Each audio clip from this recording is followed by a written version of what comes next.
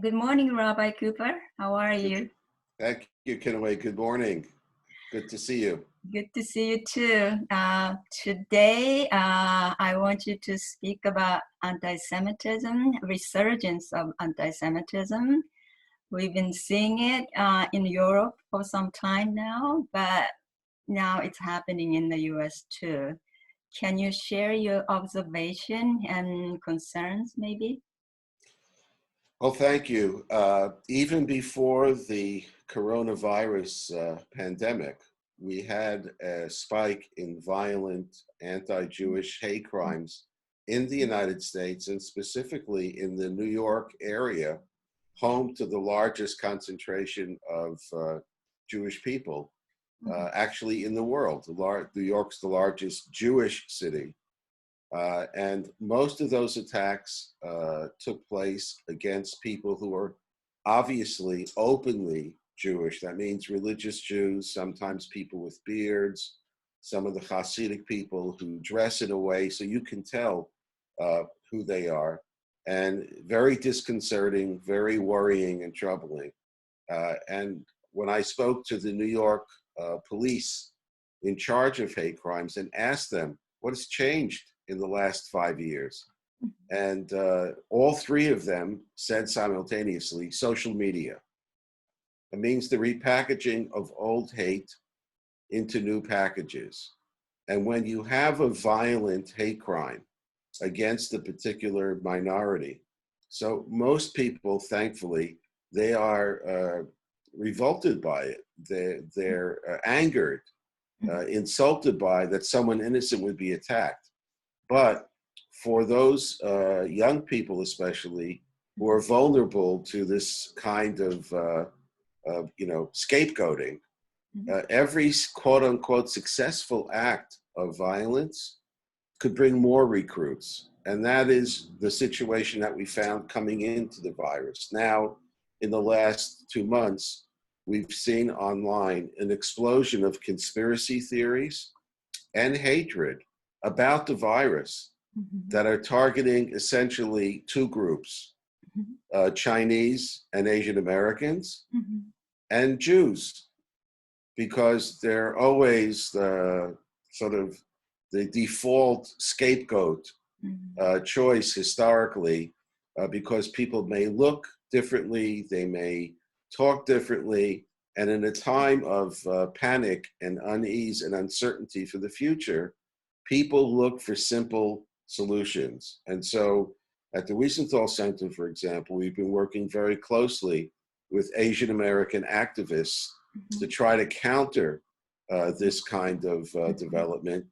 But even yesterday, there was a report that nearly 20% of people in the United Kingdom believe that the Jews had something to do with introducing the virus. So who would think such things? So you'd have to say, well, Nazis and neo-Nazis looking to hurt, inflict more pain on the people they hate.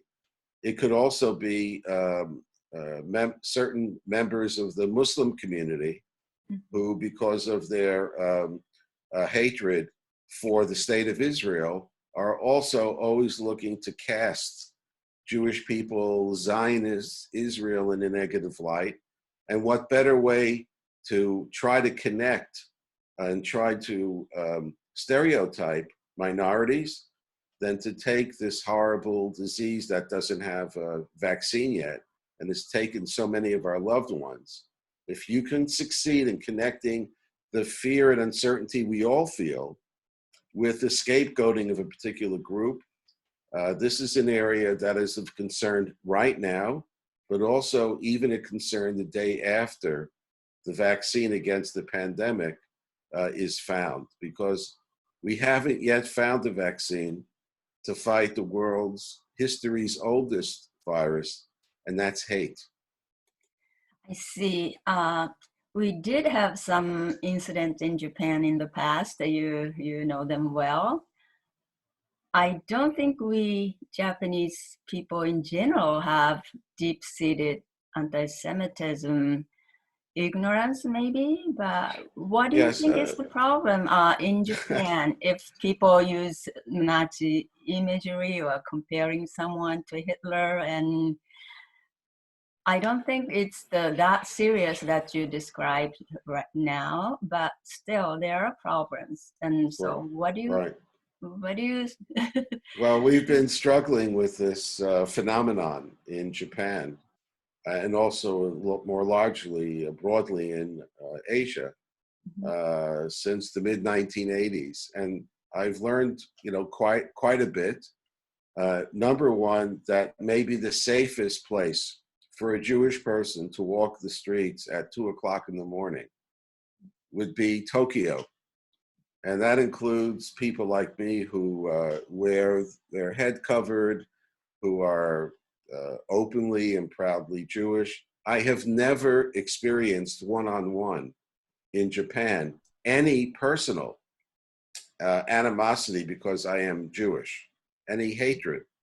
So I think in general, it's the idea of the Jew. And somehow this all-powerful, mysterious, alien presence that seems to impact and influence in negative ways from the books that they have read, like the Protocols of Zion, which accuse Jews of seeking world domination.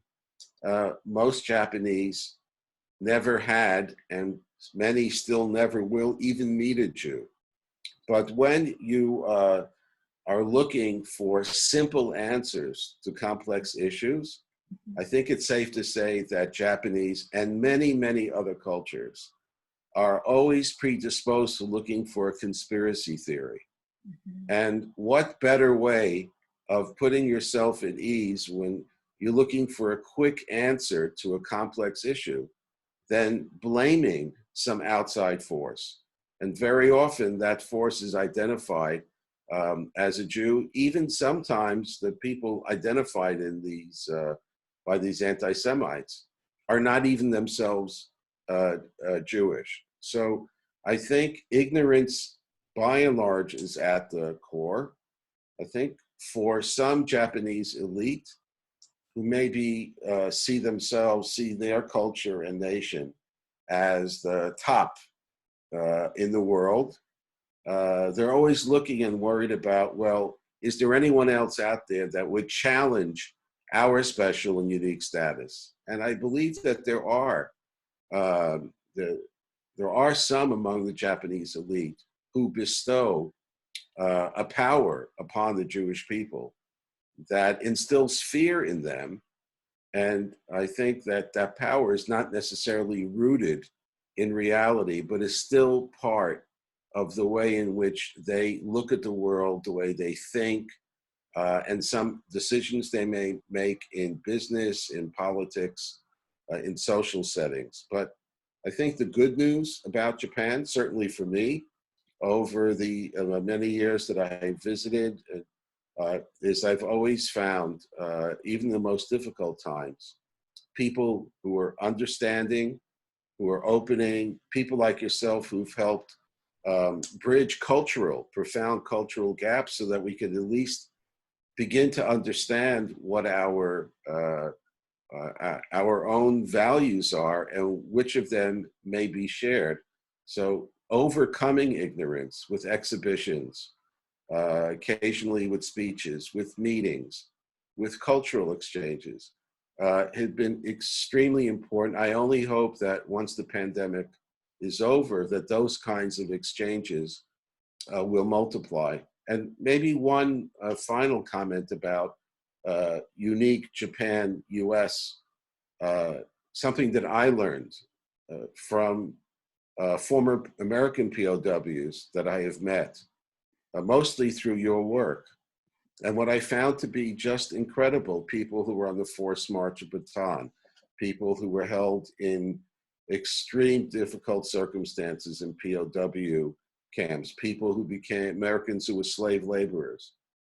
In all cases, the Americans that I found and spoke with 20, 30, 40 years later had no hate in their heart. They, in many ways, were leading the way to better understanding. They wanted better understanding between Americans and Japanese. When you might think, wow, they would be the people leading the anti-Japanese feelings in their society. But the people that I met were the exact opposite of overcoming not just hate, but the violence, the loss, the suffering, overcoming it through humanizing each other. That's a very powerful lesson. I'm so grateful that I managed to experience those exchanges sometimes. They're very inspirational. Okay, thank you. And you did help those reconciliation process, and I hope more will happen in the future. And thank you so much, and I hope we could see each other in person soon. And thank you, and stay safe, and it's great to see you on Zoom, but yeah, let's get past the virtual hugs if we can. Okay, thank you. Take care. Bye-bye. Bye.